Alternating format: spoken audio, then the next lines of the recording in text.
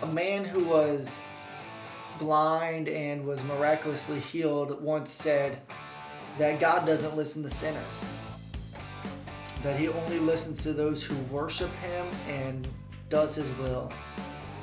Let me ask you a question. Does God listen to sinners? Let's talk about that right now.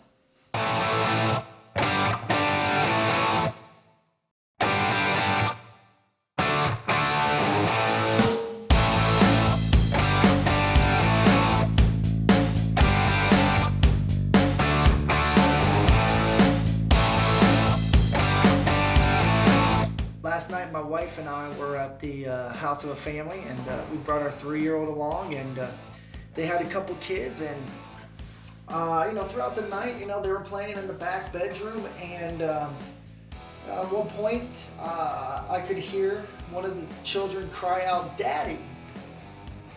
And I didn't respond because I knew it wasn't my child. A few moments later, though, I heard it again, "Daddy!" And without hesitating, I got up and attended to the needs of my daughter. You see, oftentimes my daughter will say, "Daddy, I need a snack. Daddy, can I have a treat? Daddy, I'm tired." Or, "Daddy, I just hurt myself. Daddy, I'm really frustrated. Daddy, Daddy, Daddy." And every time she uses the word daddy, she calls on my name. And I listen. I instinctively listen. I can't help it but to listen. But if another child, cries out, "Daddy," I don't hear their voice. I don't listen to them because they're not speaking to me. The blind man's pretty direct when he says, God doesn't listen to sinners. Question is he right? Problem is, though, with this word sinner is we've tossed it around in God's family in ways, this word sinner, in ways that it should not be used. And so we're not really resonating with what he's saying. In order to understand what he's saying about sinners, you got to understand his next statement, that God listens to those who worship him and does his will. That's the contrast. You got a sinner and you got those who worship God does his will. In other words, as 1 John 3 says, that we aren't sinners. I'm not a sinner. And for you to call me a sinner is just wrong, because my nature is new. I'm a worshiper of God. I do his will by nature. Yes, do I mess up? I absolutely do. But I am no longer classified as a sinner.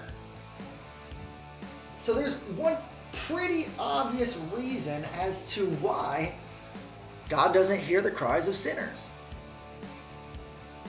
Job points it out in chapter 27. They simply don't cry out to God. Godless people don't talk to the Father because they don't know the Father. I'm sure there's also other reasons as to why God doesn't hear them, but that's one pretty obvious one. I was at my friend's house. His kids didn't cry out to me because I'm not their daddy. I bring this up because the flip side of what this guy says is incredible, that God does listen to those who worship him. And Psalm 145:19, the psalmist says that he fulfills the desires of those who fear him. He also hears their cry and saves them. Now look, my daughter doesn't get everything she wants and she asks for, but I absolutely fulfill her desires.